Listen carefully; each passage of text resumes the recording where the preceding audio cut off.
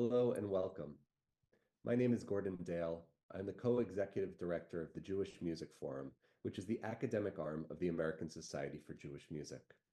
I'm very pleased to be with you today discussing the fascinating and deeply moving opera, Steal a Pencil for Me, by composer Gerald Cohen and librettist Deborah Brevoort, as we mark the release of a new studio recording on Sono Luminous, which is available on geraldcohenmusic.com/recordings, as well as Spotify, Apple Music, and all major streaming services. As we'll discuss today, Steal a Pencil for Me is based on a true story of the twists and turns in the lives of real individuals who lived through the Holocaust.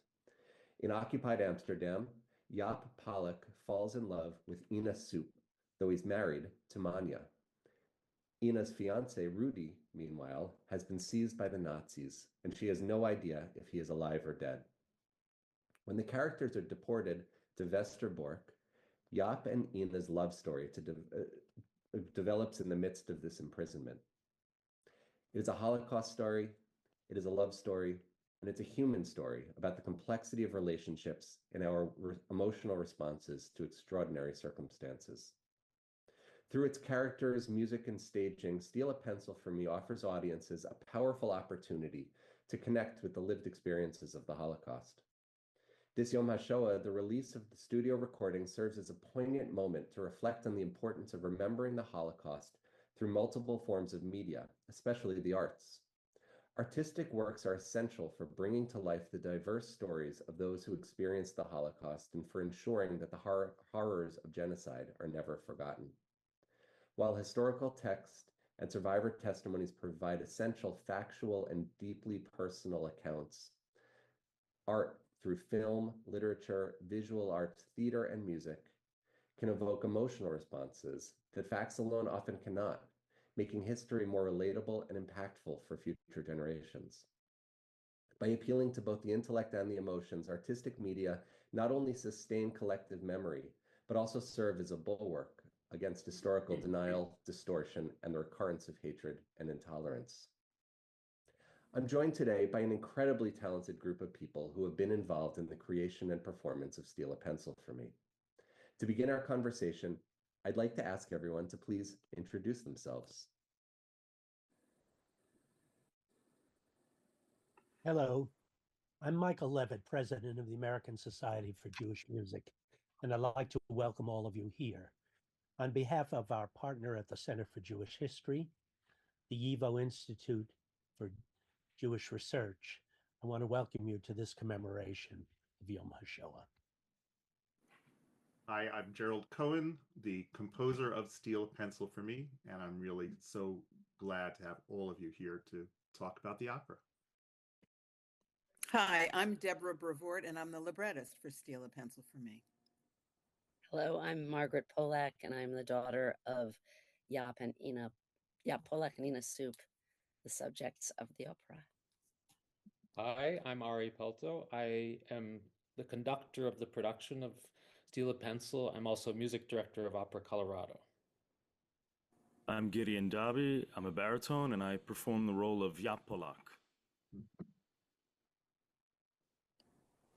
Ina? Oh, hi, my name is Ina Polak. I'm a soprano, and I sing the role of Ina Soup. And I'm Adriana Zabala. I'm a mezzo-soprano, and I portray the role of Manya Polak. Thank you all. Margrit, perhaps we can begin with you, please.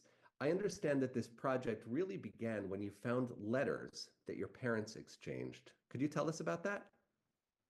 Yes, my parents didn't start talking about their experiences till I started asking questions. Through my childhood, there were pictures of a lot of young people that looked very black and white and old, and a lot of memorial candles burned all throughout the year, so many days. And I finally got the courage to ask my father when we went to an amateur soccer match in the Bronx.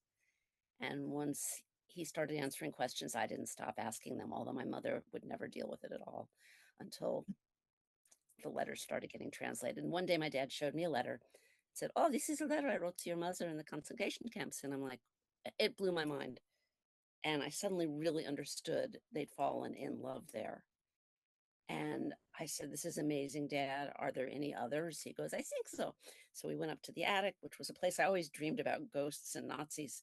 Uh, and lo and behold, the ghosts and the Nazis were up there. 135 letters in a plastic bag.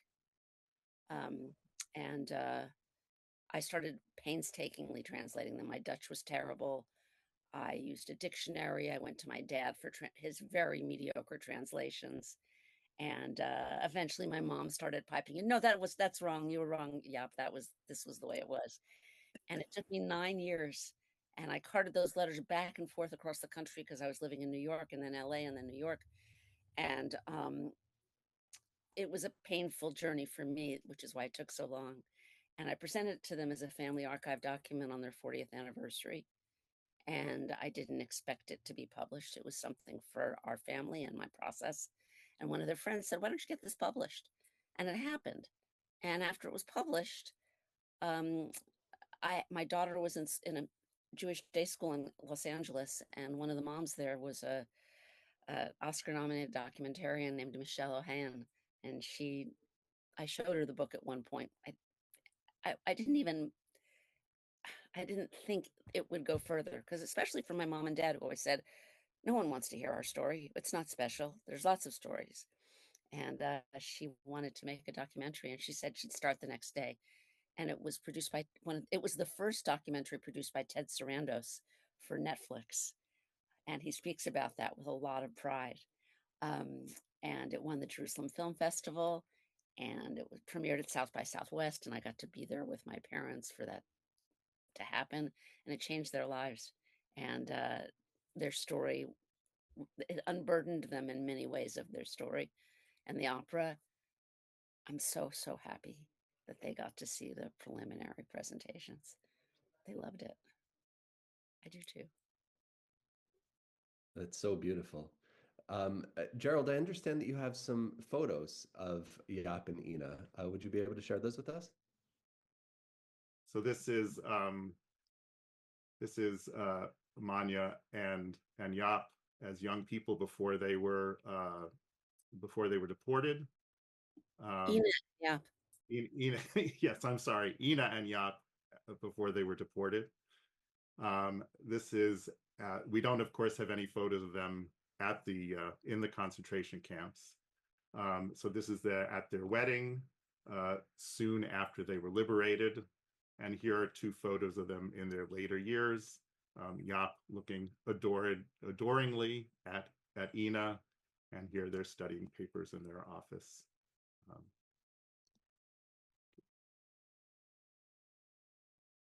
Thank you for sharing that. So I'd like to move forward in the story of this opera. So, I'd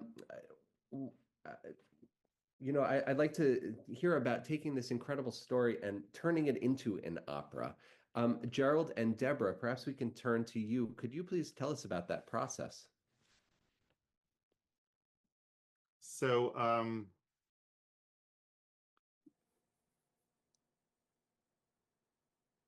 I was, I of course had known Jaap and Ina for many years as congregants in my synagogue, and they'd become good friends as well. And I also knew Margrit for many years as well. I had known something of their story, but then when I read the book and saw the documentary, I felt, oh my gosh, this really could be an opera. I have my parents are both refugees from Europe, from the Nazis. My mother had to leave Germany after Kristallnacht. My father's mom was killed by the Nazis in Auschwitz. And so I always thought that I probably would be doing something on the Shoah at some point. But when I saw their story and seeing that story was, this story that I was looking for was kind of right under my nose, so to speak, I was just really thrilled. And I went to Jaap and Ina, and I spoke to them on the phone, and I said I was thinking of doing an opera of their story. And they were at first taken aback. And then Jaap, who was 97 at the time, and Ina, who was 87, Jaap said, "Write it quickly." So So I knew I had to write it quickly, so that they could see it, especially Jaap. So I started thinking of the idea, and I went to a very revered mentor, Corey Ellison, who's a dramaturg and worked for many years at the New York City Opera, to talk to her about it. And I specifically wanted to talk to her about who to have as a librettist. And so I spoke to Corey, and she said, "I think I know the perfect person, and that is Deborah Brevoort, who of course is right here."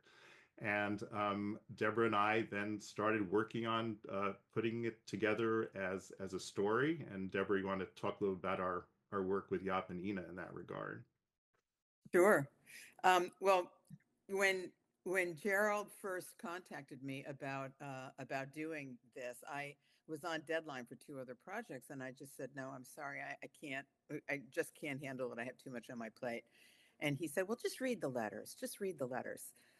So I said, "Oh, okay, I'll read the letters." And I read the letters, and I called him back, and I said, "How can anybody say no to a story like this? This is one of the most beautiful, heartwarming, inspiring stories around." So I said, "Well, I will just figure out a way to get this done," and I did.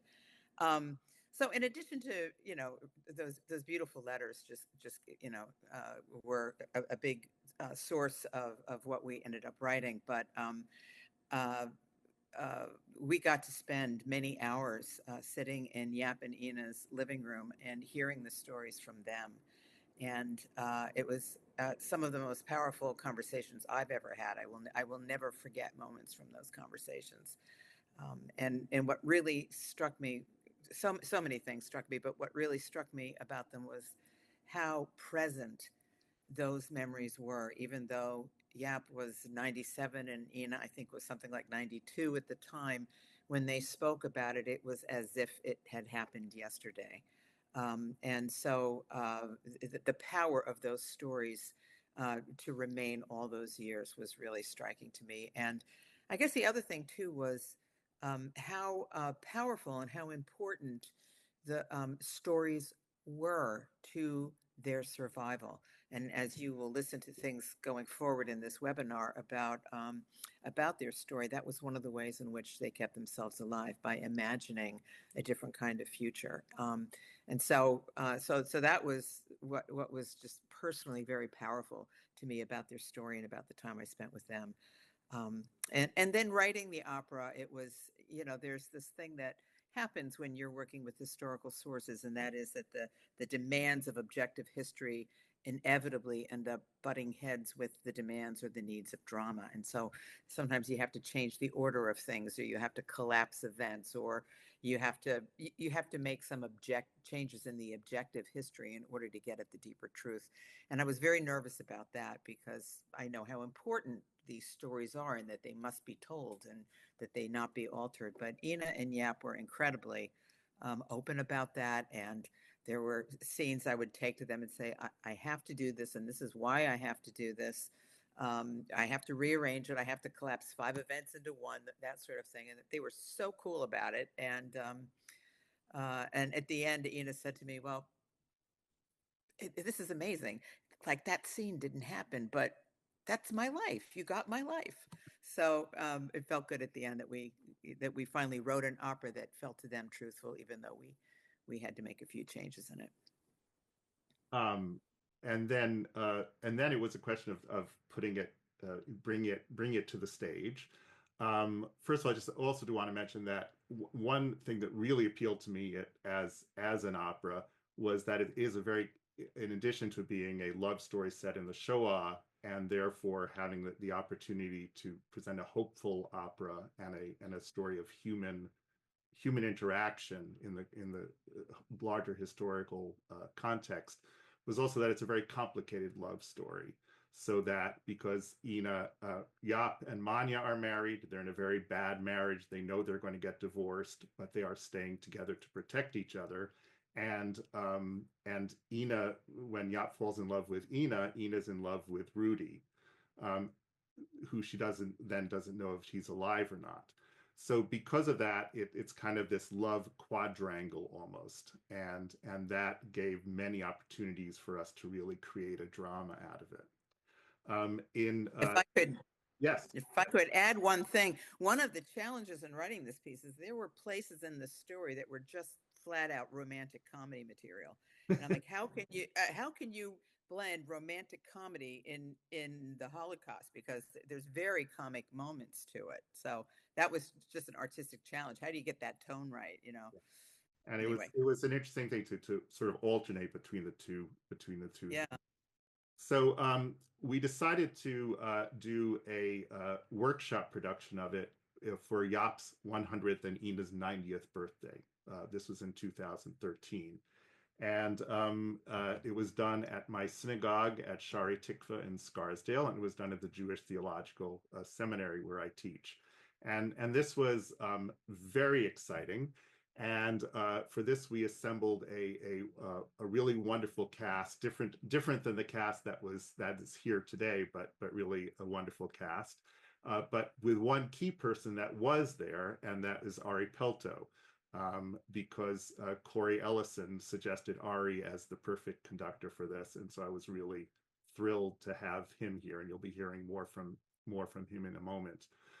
What was especially wonderful about this production, and we did do the entire opera, even though it was only semi-staged and with a very small instrumental ensemble, is that Ina and Jaap were there. And so, as I think you can imagine how amazing it was, Ina and Jaap met the whole cast, and the cast met them, even in the course of rehearsals. And then on the night of the opera, to have them in the audience watching their story on the stage, and then to have the cast doing it right in front of Jaap and Ina, and Margrit too, of course, was really incredible. So that was a great, beginning of the opera's life. Deborah, you want to add anything to that? No, except that obviously it was very high pressure for the singers. It was high pressure for us. It was like, oh my gosh, I hope they like it. But then watching them watch the opera was so moving, not only for me, but for everybody in the room. It was just one of those unforgettable experiences. Right, thank you. Gordon. Thank you. This is such a fascinating behind the scenes story here. Ari, perhaps we can bring you in here. Can you tell us a bit about your experience at this 2013 workshop and your decision to bring it to the Opera Colorado? Yes.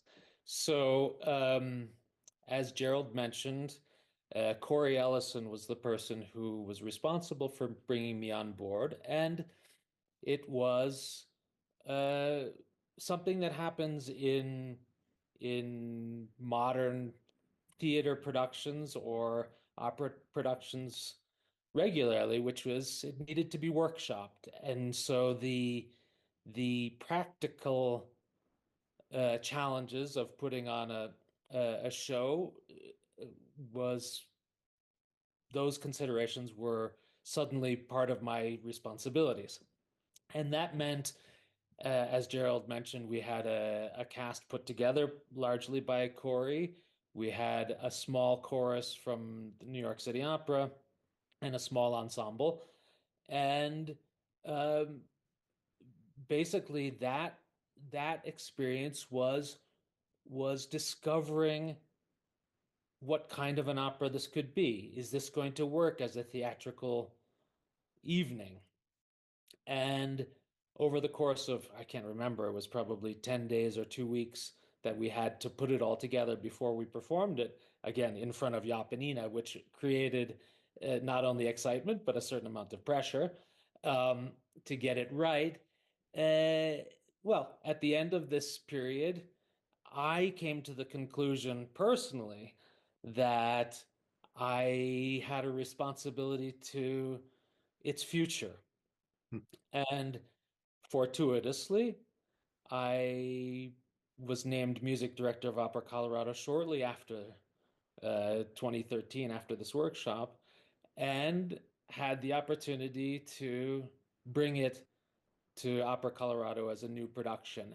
And so when Deborah talks about what are the challenges of creating a dramatic evening, a successful dramatic piece that not only is true to the emotions of the characters and the story and the storytelling, but also makes a compelling 2.5 hour evening for an audience that doesn't necessarily have the same connection to Jaap and Ina, of course, that Gerald and Deborah did, and that I did, and so the practicalities of the drama then became the practicalities of how do you produce an opera that's apart from this very intimate circle that was the beginnings of this project. And that meant casting a new cast of characters. And that meant, personally for me, deciding that Adriana, Ina, and Gideon would be the people who would most successfully and compellingly create the characters of Jaap and Ina and Manya on the stage. It meant choosing a director who could bring this to life and could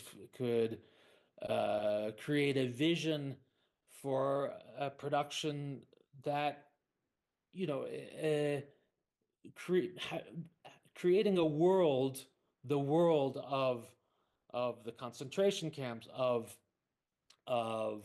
Amsterdam in the beginning, and so on a small stage with a small chorus and a small ensemble is a great challenge. And Omer Ben Sayadia was the person who I thought was going to be most successful at creating an innovative theatrical experience that honored the scope of the story and the intimacy of the love story as well. And so together, Omer and I, along with Gerald and Deborah, worked to sort of create what ultimately was this production, which was premiered in, Gerald, when was it? In 2018.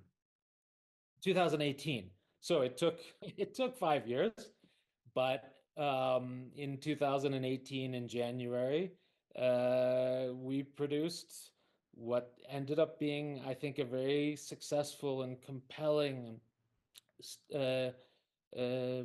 story and evening of theater. Thank you so much. I'd love to hear a bit of music now. Deborah, would you please set up this audio excerpt that we're going to hear by telling us a little bit about the beginning of the opera that preceding the clip we're going to hear? Sure.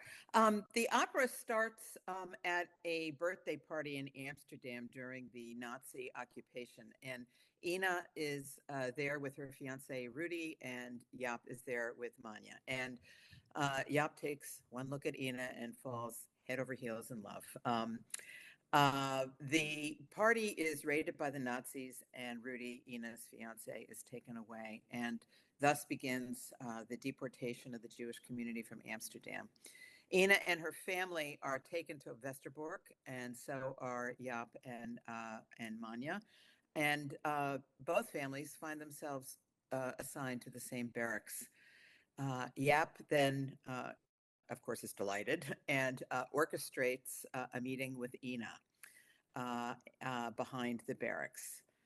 And so now we will hear an excerpt of that scene. It's Act 1, Scene 6, Behind the Barracks. Hello, remember me from Lisette's birthday. Yes, I remember you. Hello. Why so sad, sweet girl? And what is there to be happy about? Rudy was taken away. I don't know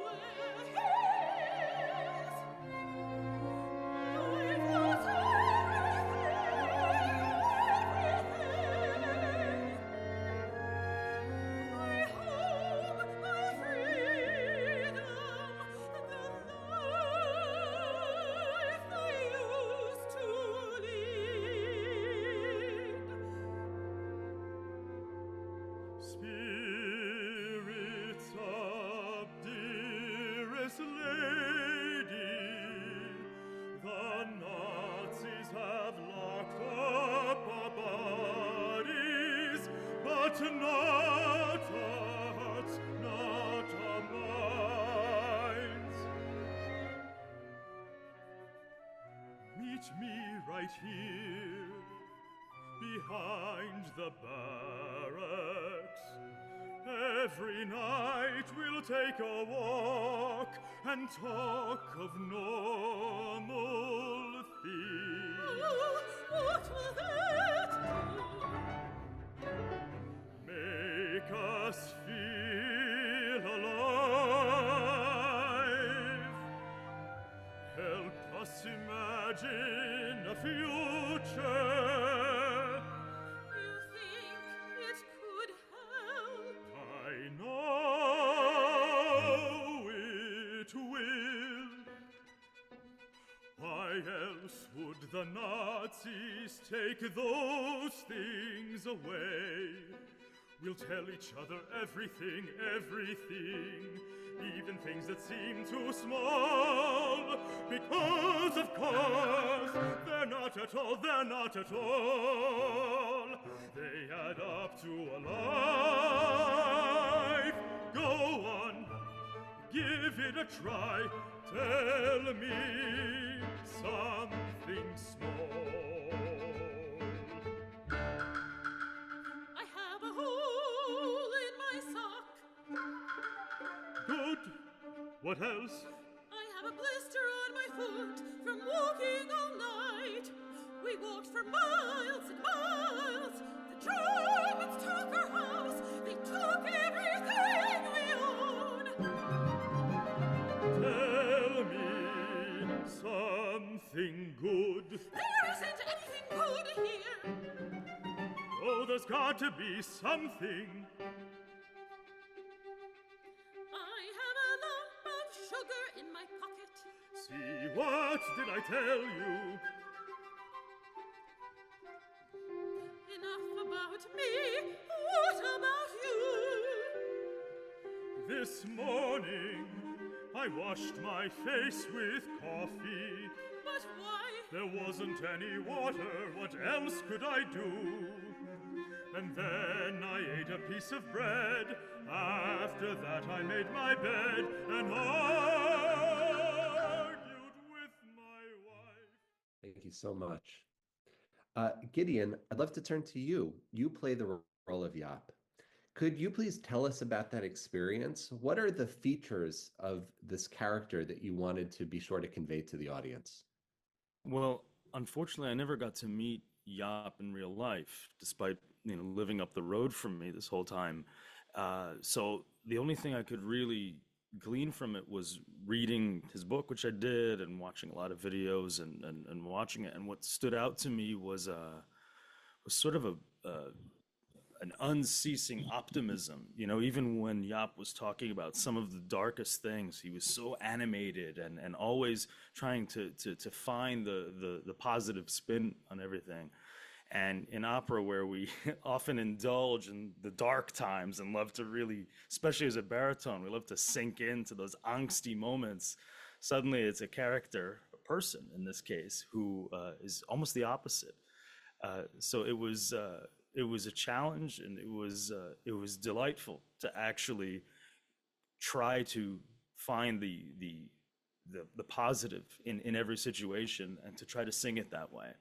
So that's what really stood out to me about watching Jaap, and as he's explaining everything and all the tribulations that he and his family went through, that there was always a smile there, even despite having gone through all those hardships. Thank you so much. Let's turn to some more music. Deborah, could you please set up this clip for us that we're going to hear now?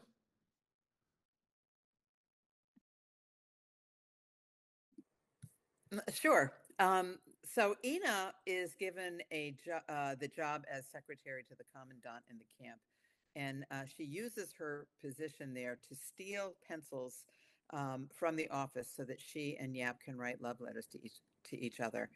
And these letters are secretly delivered back and forth between them by their friend Lisette, who can't resist reading them or sharing their contents with everybody in the camp. And a great deal of gossip ensues, as you can imagine. which creates a very difficult situation for Manya. So while all of this is going on, the prisoners in the camp are also subjected to the torture of the Tuesday transports, which is the day when the commandant reads a list of those who are to be deported to the east. At the end of Act 1, Jaap and Manya are deported to Bergen-Belsen, and that's when the curtain falls on Act 1. When Act 2 begins, we are thrown into the daily roll call at Bergen-Belsen concentration camp, where the Jewish prisoners are forced to stand for hours while they are obsessively counted by the Nazis. And at the end of the roll call, a new batch of deportees arrive, and among them are Ina and her family. Jaap and Ina immediately find a moment to escape, once again behind the barracks, where they dream about the life that they could lead after the war. And so now we're going to hear an excerpt of Act 2, Scene 2, Ordinary Breakfast.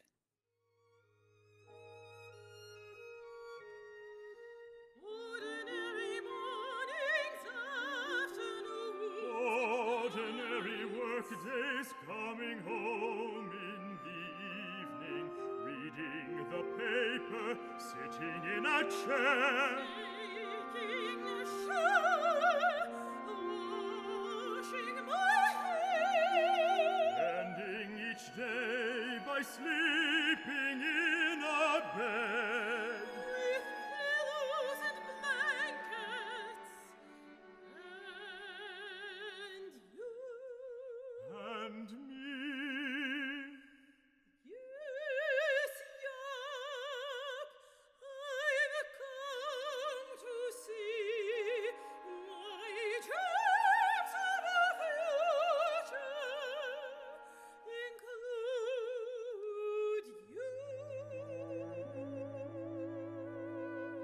The thing I want to tell you, The thing I want to tell you, I want to wake in the morning, lying next to you, planning the day ahead. over breakfast,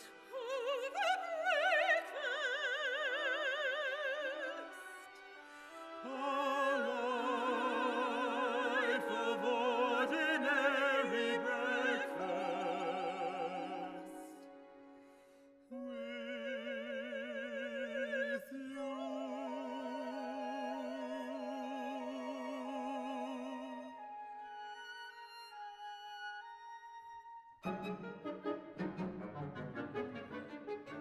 The things I want to tell you, where do I start? The things I want to tell you, I know what's in your heart, Jaap, but think of how this looks. Manya, try to understand. Manya, you're right. I don't want to hurt you. I'm just trying to hold on in any way I can. I need to hold on to, in a place where all decency is dead, in a place where dignity is denied. I need a shred of pride. I need a shred of pride. It's all that I've got left. Our love is the thing that I hold on to. Don't take the love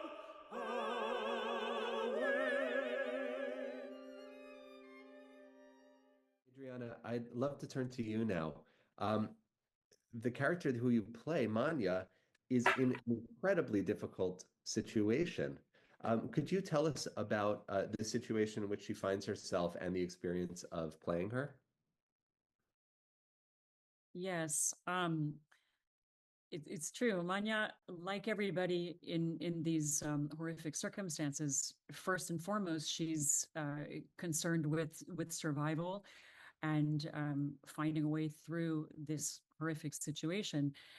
Then she ends up having to sort of manage and deal with some unexpected complications, which are gossip and feeling like she's being spoken about, and that there's secrecy around the developing relationship with Jaap and Ina. And so she has this sort of task of, and it's so beautifully drawn out in the aria that Gerald and Deborah created for Manya, where she says, look, everything has been taken from us. We have nothing left. At the very least, I'm not willing to let my pride and my dignity also be taken from me for this situation. So on the one hand, she's concerned about very mundane things, like we want to feel respected. And she needs to be concerned with that. But she also, at the same time, and this I think is really key, that she recognizes clearly that Jaap and Ina have something that has completely eluded Jaap and Manya in their marriage and in their relationship, which is that there's a natural affinity. There's a natural love.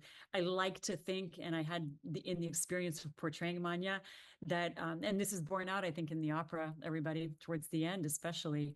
But personally, I felt that the love story of Jaap and Ina actually begins to give Manya hope for the future, actually begins to give her courage to try to rise above what's happening to each of them each day. So that, I think, is a very unexpected and strange gift that this unusual circumstance actually gives to Manya herself. Thank you so much. Gerald, I'd like to turn to you at this point. You know, we're recording this webinar just a few days after Passover ends, and Passover plays a role in the opera. There's a very, very powerful scene in the opera about Passover. Could you set that up for us? And Gerald, you're muted. So after the previous scene, which Adriana spoke so beautifully about, the part that we heard is when Manya first comes in and you know, berates Jaap. But after that, at the end of that scene, Gordon, why is your still being shown? At the end of that scene, Manya and Ina's father, Soup, agree to let Jaap and Ina write to each other in letters only, not to see each other. And because of that, Ina and Jaap are trying to find a way to write letters to each other, but they are having trouble doing it. And Jaap in particular doesn't have a pencil. And so he asks Lisette, can you please ask Ina to steal a pencil for me? So Ina, who's working in the commandant's office, starts writing Jaap a letter with a pencil and is going to include the pencil, but then the commandant finds her and is incredibly mad at her that you're writing letters to your lover with this pencil, and sends her off to the other side of the camp to deliver a note. And at this point, she sees, she meets the two Nazis who taunt her and say, you know, the Jews are all being sent to be gassed in Auschwitz. And she's horrified by that and realizes that probably her dear Rudy has had that fate. So there's a scene where she and Rudy as a ghost, or Rudy in her imagination, speak to each other, and Ina begins to separate from Rudy. So then, as you mentioned, Gordon, the next scene is Passover. And on Passover, the prisoners are sitting in their barracks, trying to hold a Passover Seder, and suddenly they're interrupted by the commandant, who's calling an evening roll call. So just another one of those roll calls. Ina actually runs off to try to find a pencil for Jaap, which creates danger for all of them. But meanwhile, during the roll call, they have what Jaap actually talks about in his letters as roll call contemplation, where they sort of get through the tortures of the roll call by thinking about their own lives, their hopes for the future. And this is brought together by having all the different chorus members coming together and simultaneously sing of their hopes for the future. I should also note that the Passover verses are actually sung. They're actually the verses from the Bible referring to Passover, and they're sung in the opera to Dutch Torah trope. It was my one thing of really introducing a specific Jewish and Dutch musical element into it. And so Jaap sings, and the chorus responds with this, and it's sort of the ultimate. It's one of the climaxes of the opera in terms of the chorus. All the prisoners really giving the sense of they are having this great hope in spite of the torture being done to them by the Nazis. I also just want to mention, and this is the one scene which we're not doing from the album, but from the video, which was an archive video of that Opera Colorado did for this, which we can only show in a small portions in a setting like this. And you'll see how the chorus has such a vital part in the opera. I mean, it's a story of very intimate of the stories of these main characters, but the chorus, as the prisoners and as the people in Amsterdam, also plays a huge role in the opera.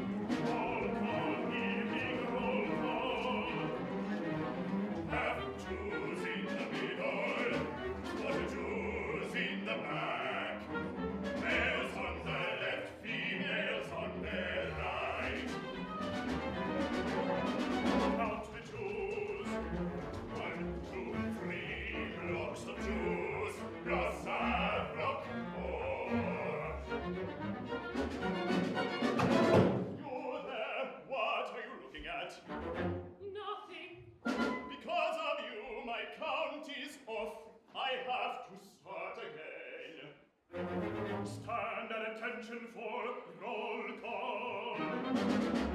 Eyes straight ahead, shoulders square, mouth shut.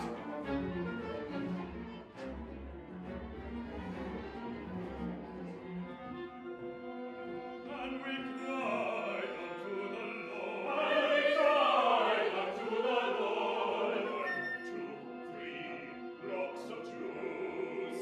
And the Lord heard the voices.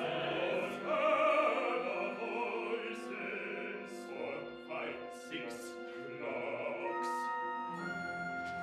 The Nazis control our bodies, but not our hearts, not our minds. We are in bondage, but the mind is free. But the mind is free. Someone is missing. The count is off. We have to start again.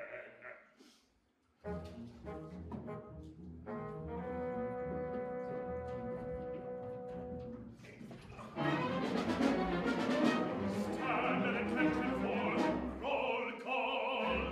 1, 2, 3 blocks of Jews, plus a block more. We are in bondage, but the mind is free. 5,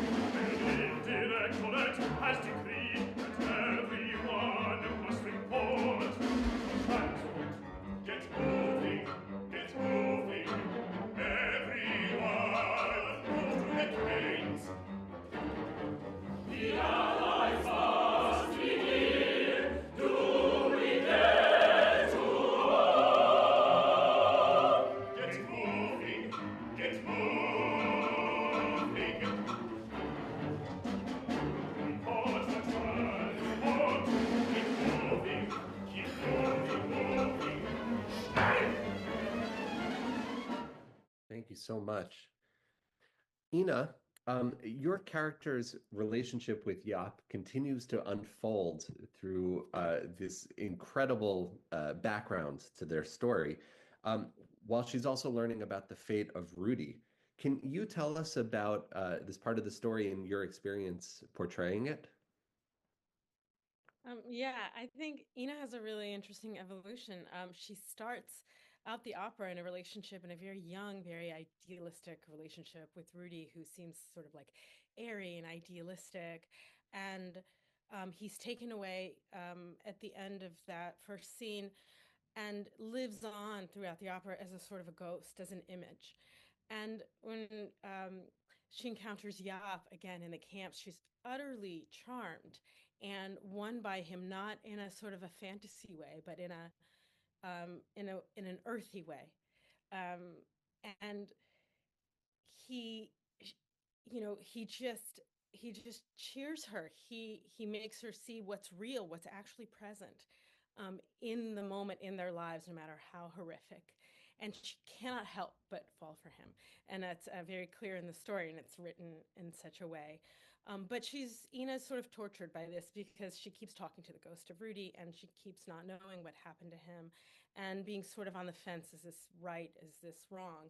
However, in the end of that first act, when Jaap is taken away, and there's this callback to when she calls out Jaap, Jaap, and she faces the idea of actually losing him.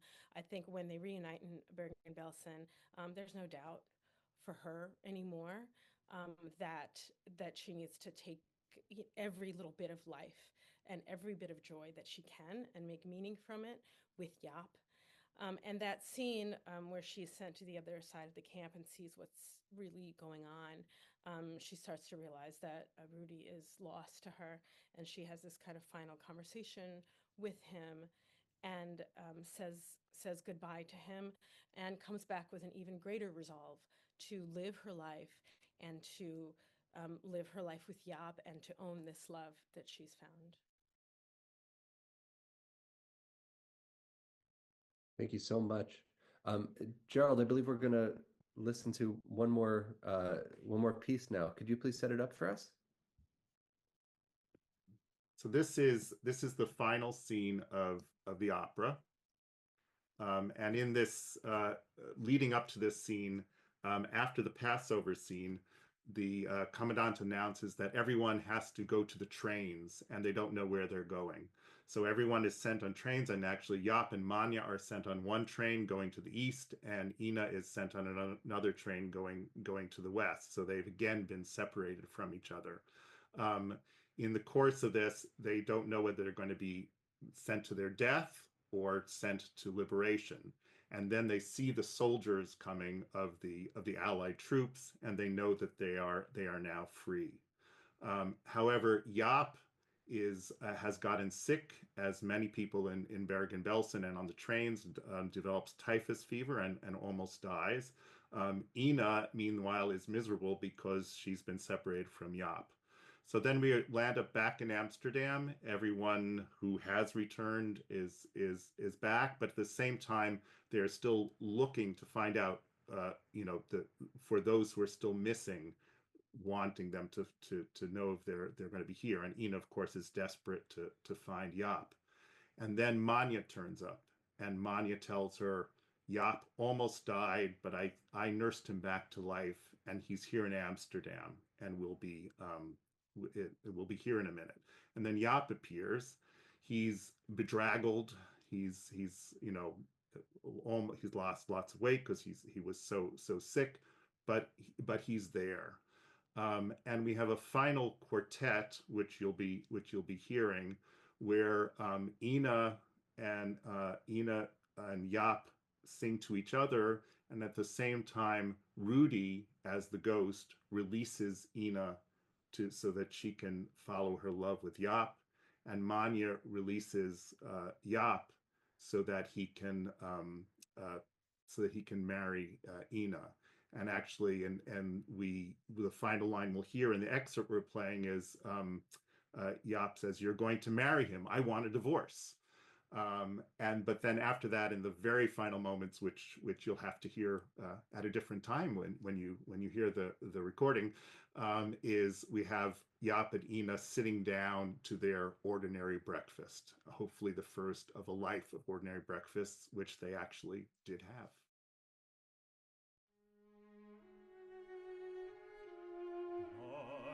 Always dearest girl,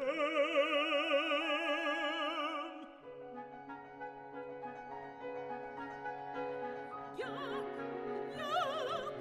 I've been looking for you everywhere.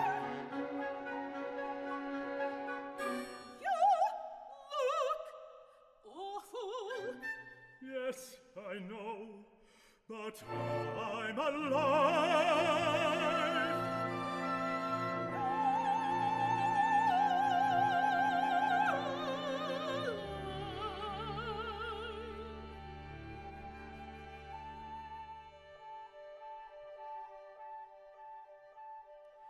We are the lucky ones, the chosen few who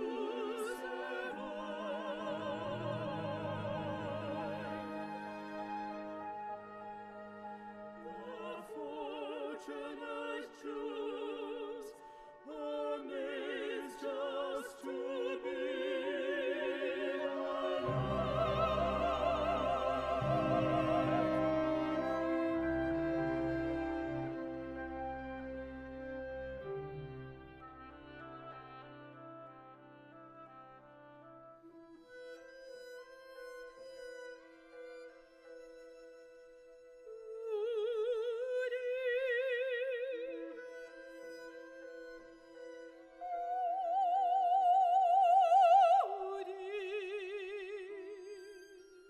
I was not of the chosen few, Ina, my love.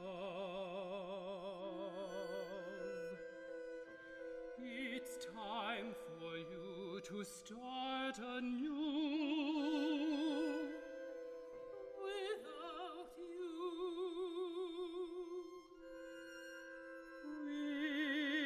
without me.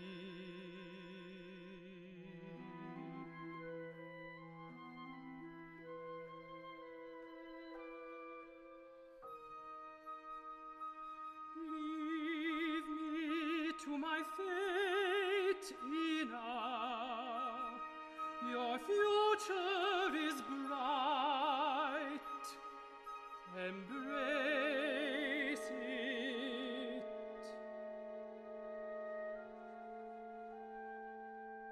Here's the woman I will marry. Look how lovely she is. And now I know her courage. And now I know her strength. And now I know I'll be with her for all my life.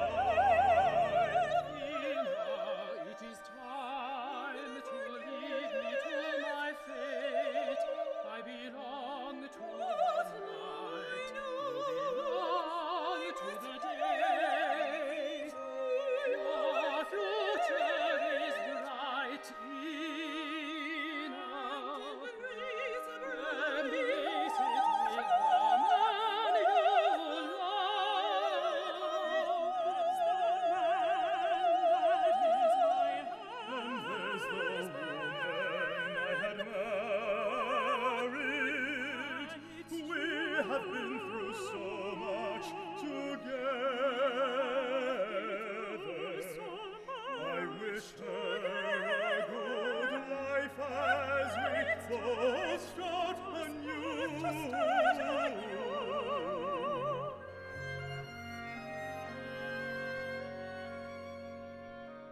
Here's the woman I will marry. Look how lovely she is. To my face. And now I know her courage. And now I know her strength. And now I know it is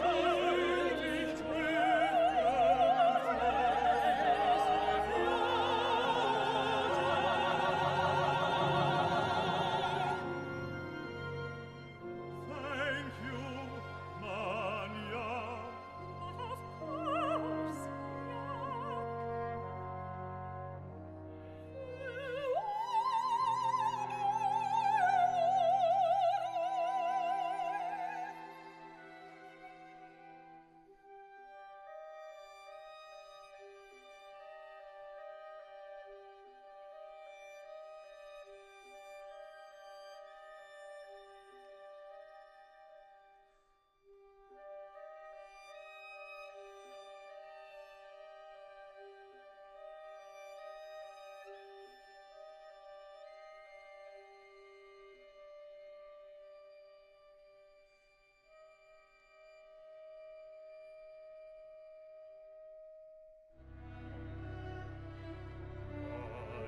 always, dearest girl.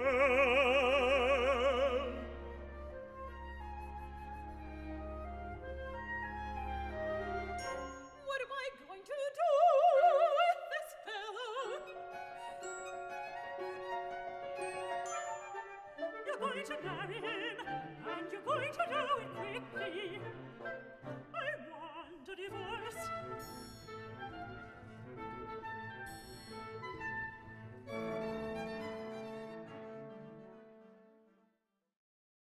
I'd love to bring in Margrit also to tell us a bit about this chapter in their lives.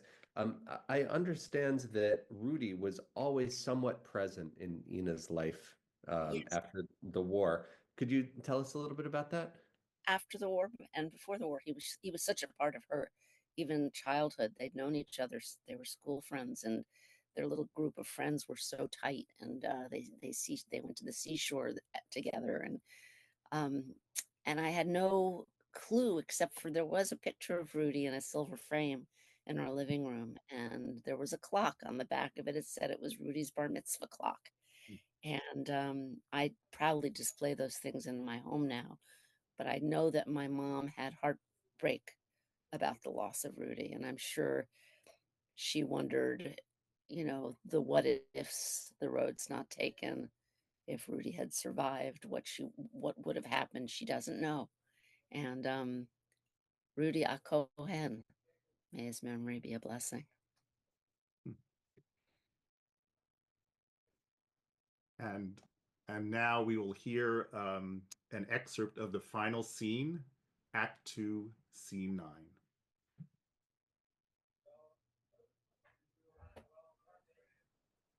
Thank you so much. Sorry. Gordon, you need to unmute. Sorry. Thank you. I'd love to now, in perhaps maybe a little bit of a lightning round, ask Ina, Adriana, and Gideon to please, in just 1 minute or so, to reflect on the personal significance of performing in this opera. Ina, perhaps we can start with you. Sure. Other than performing somebody with whom I share a name, which I never thought would happen in my life, coincidentally, it was really significant for me to play a part that was so, first of all, that it had an amazing happy ending. I mean, a lifetime together, happily ever after, really meant that. And that got to the real essence of meaning in life. And it addressed it in those small moments and in those big ones, the love that we make, that we create, and that we live with out of anything in front of us, and that we hold on to and we build. And I think that is one of those true things of life that's not often romanticized or seen on the screen, but it is, and it's real, and it's also messy. And I love that messiness because that's also real.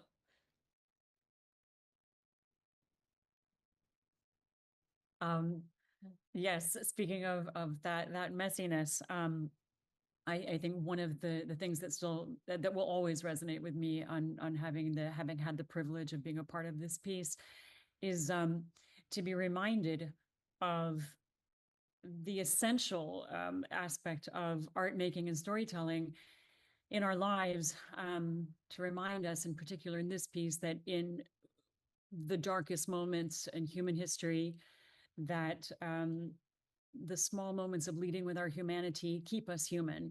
When we are meant to be dehumanized, the invitation to care about each other reveals our humanity, and, as Ina said, the essential parts of life. So I think this piece reminds us to lead with our humanity, and that through our relationships with each other, sometimes in the most challenging ways, in the case of Manya, looking for something magnanimous, something that superseded the bad marriage, and looking at something that was beautiful and more eternal. So leading with our humanity, that's what this piece has meant to me, and hopefully will continue to inspire us all in the midst of dark times to continue to lead that way for ourselves and each other. This piece was even more significant, excuse me, to me personally and professionally.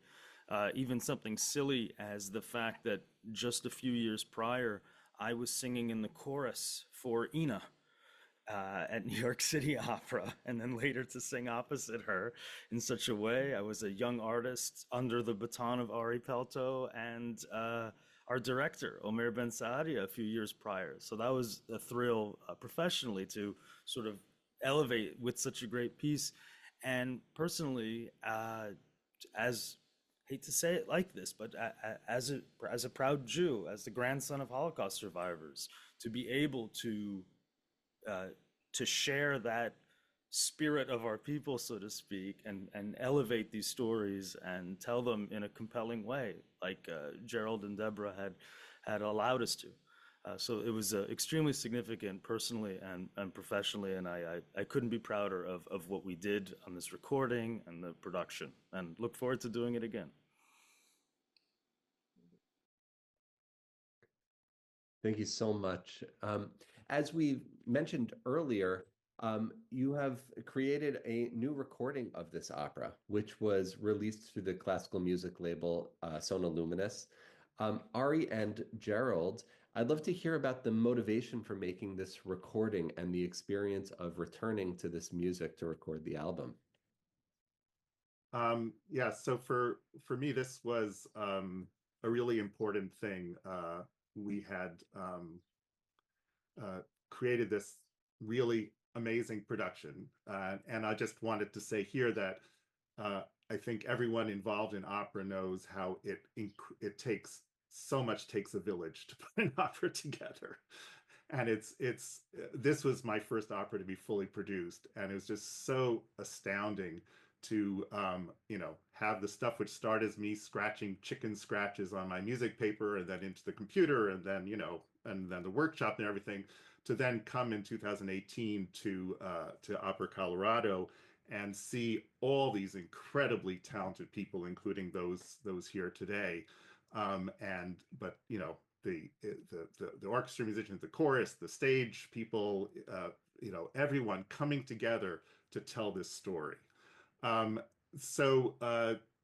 Creating a film or a video of an opera production is not an easy thing to do, and we did not do it then, other than the archival film that you saw. But I knew that we wanted to take this beautiful production that we had done in 2018 and in some way make it into a permanent record of the opera itself and of the beautiful performance. So over the next few years, somewhat interrupted by COVID, of course, we planned this out. And this creating an opera recording is a huge undertaking. Involved a lot of fundraising because it's a very expensive undertaking, and I had many generous donors and a large donation from a foundation that wanted to remain anonymous, but the generosity was fantastic. And then, of course, putting together the recording, which was again done in Denver, and of course, Ari was going to be the conductor, and of course, the three singers here were going to be the principal leads, and then we had many of the people from the original production, including most of the chorus and orchestra. Some of the principals were different just because of the schedules of all different schedules of people. And so we came together in Denver in June of 2022 and had a week of rehearsals and then 3 days of incredible recording sessions. Marlon Barry was the producer, and I so loved working with him. It just is such an amazing thing when you're doing a recording and having someone who is so so incredible at putting things together, keeping things moving in a very relaxed but a focused way. And Ari is the same way in terms of making that happen in terms of the recording. So Ari, if you want to talk about that process at all. Well, what I would say about the process is that doing a recording is in some ways the opposite of performing a piece like this. In a performance, there's the ephemeral quality that allows us to perform knowing that it's going to go out into the ether and into people's memories and imaginations as they head home, thinking about the evening. In a recording, you are tasked with trying to put down in a very definitive way for posterity what Gerald envisioned this music to sound like. And I think I can say with confidence for Gideon, Ina, and Adriana, and myself, and all of us that it was both thrilling and very challenging to make that happen in a way that we were satisfied with, that Marlon was satisfied with. He was very, as Gerald said, very encouraging, and I tried to be very encouraging both to myself and everyone else. It was a tremendous challenge. It's a very difficult piece of music. Among it's something we haven't talked about at all in the rest of this conversation, is as a piece of art, as a piece of music, it has its great challenges. It has challenges vocally for all three of these characters, very difficult for the players involved, because the ensemble is quite small, 14 players, every player had an outsized responsibility for their parts, and it was very, very exciting and very challenging. And I think that ultimately it came off very well. But it was an extremely intense week of work together. It was, and I am just so grateful for all of you. And yes, I think it came out really beautifully. So thank you to you all.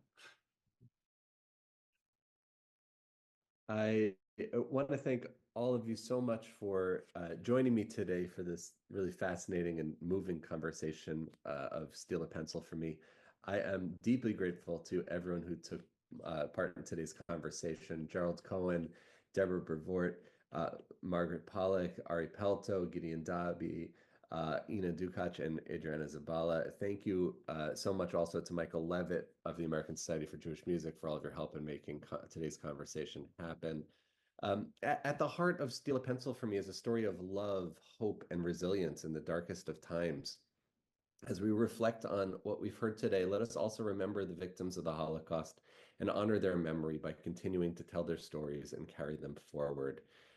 We encourage you to listen to the full recording of Steal a Pencil for me, now available at geraldcohenmusic.com/recordings and on all major music streaming platforms. Thank you again for being with us. May this music and this story stay with you and with all of us.